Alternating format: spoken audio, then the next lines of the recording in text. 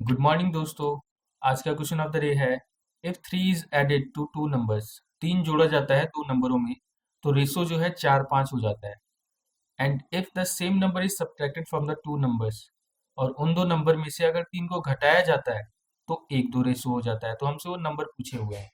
तो हमें बताया गया है कोई रेशो है, दो नंबर हैं, दो नंबर में जब हम तीन ऐड करते हैं तो फिर 4-5 रेशो हो जाता है, और तीन माइनस करते हैं दोनों नंबरों में से तो 1-2 हो जाता है। तो अ, 1-2 हमारा कोई रेशो रहा होगा यहाँ पर, और फिर इसके बाद 4-5 हो जाता है।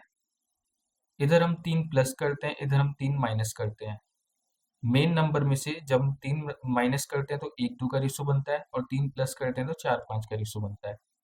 अब अगर दो संख्याओं में से सेम संख्या जोड़ी या घटाई जाए तो उनके बीच का जो डिफरेंस रहता है वो सेम रहता है। तो अगर इनके रेशो के बीच का अगर डिफरेंस देखें तो ये 1 है, 4-5 ये भी 1 है, तो सेम डिफरेंस ऑलरेडी है।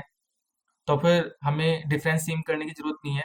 तो जितना इनके बीच की यूनिट का डिफरेंस होगा, जो कि यहाँ पे हम देख रहे हैं कि 3 यूनिट का डिफरेंस है, इधर भी 3 यूनिट का डिफरेंस है, ये इनकी एग्जैक्ट वैल्यू के बराबर होगा। जो -3 और +3 के बीच का डिफरेंस कितना हुआ, ये 6 हो गया। तो 3 यूनिट की वैल्यू जो है 6 है, तो 1 यूनिट की वैल्यू 2 हो गई। 1 यूनिट की वैल्यू 2 हुई तो ये वैल्यू हुई 2, और ये वैल्यू हुई 4। अब जो हमें मेन नंबर जो चाहिए, जो संख्याएं जो हमारी रियल में थी, वो तो ये तीन माइनस करने के बाद ये है। तो जो रियल होगी, तीन इसमें प्लस कर देंगे, तो 3-2-5 और 4-3-7। तो 5 और 7 हमारा आंसर हो जाएगा दोस्तों। थैंक यू सो मच दोस्तों। कल फिर से मिलते हैं नए क्वेश्चन के साथ।